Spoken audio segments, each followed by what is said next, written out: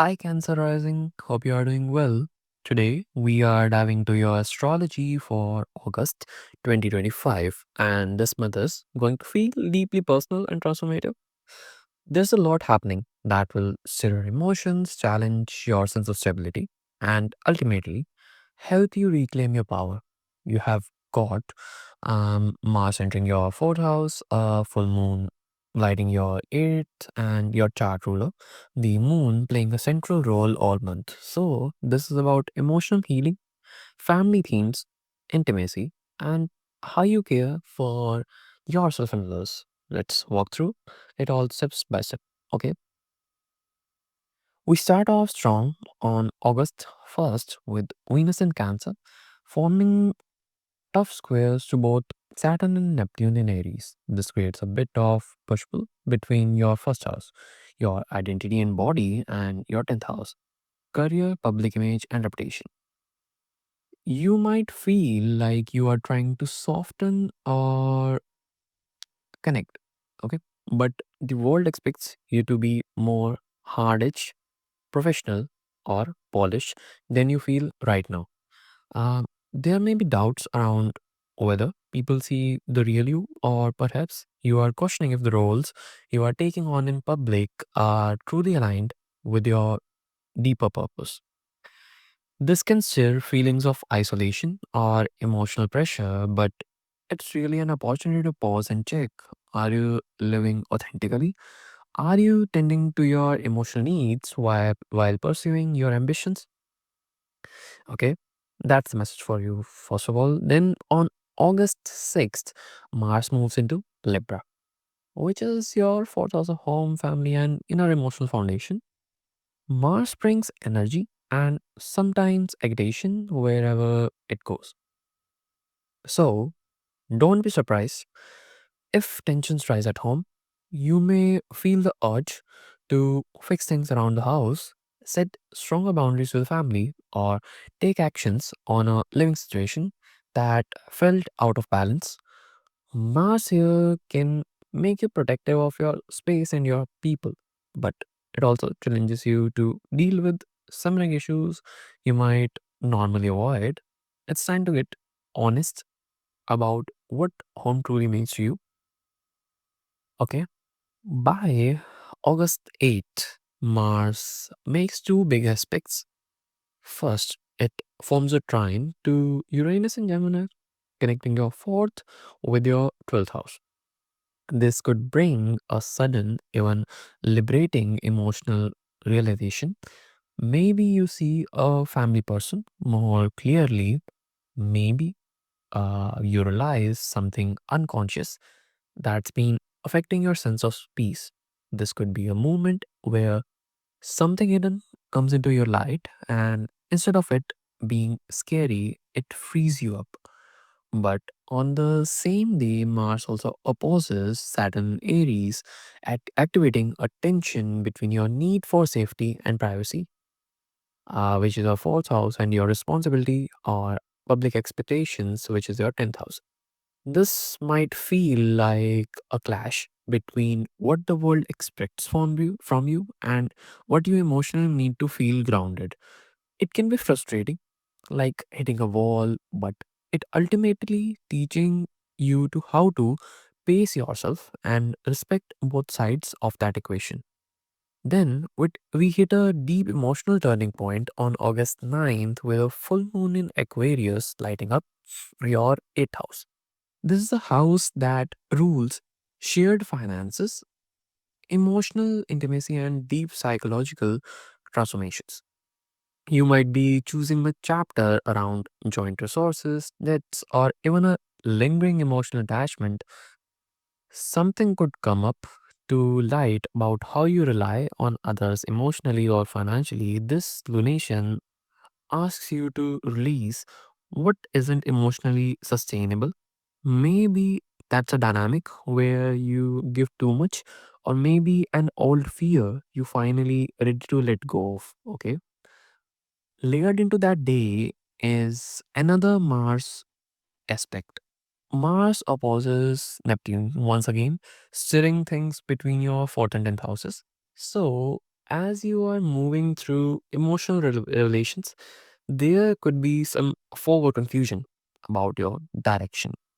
Maybe you don't feel sure what or about where you are going next in your career, or you are unsure how to balance ambition with rest. Don't rush decisions here. Let the emotional waves settle down before making bold moves.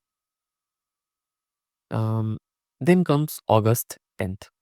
And Mars makes a trine to Pluto in Aquarius. This links your fourth and eighth houses in your deeply transformative way. If you have been doing emotional healing, inner child work, or ancestral clearing, this could be a massive breakthrough. Okay. Sometimes deep within you is shifting. You might feel a wave of empowerment come through your home life, or perhaps a realization that finally helps you let go of a heavy emotional burden.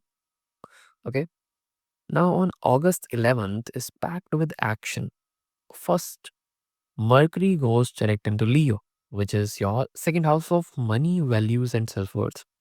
If things have been fuzzy around finances, or you have felt uncertain about your value or spending habits, that fog lifts now. You can move forward with plans involving your income, or confidently state your words. Also, on this day, Venus conjuncts Jupiter in Cancer, right in your first house. This is a blessing of self love, beauty, and magnetic energy. You might be glowing, and others can feel it. It's a perfect day to be seen. Share something with the world, or simply enjoy feeling more aligned with yourself. And finally, Sirius station retrograde in Aries, your 10th house. This brings up questions around how you are nurturing your ambition. Are you giving all your energy to your career and forgetting to nourish yourself? Or how you have been avoiding stepping up into your full potential out of fear or burnout? This retrograde helps you find the balance. Now, on August 17th, Mercury sextiles Mars, connecting your second and fourth houses.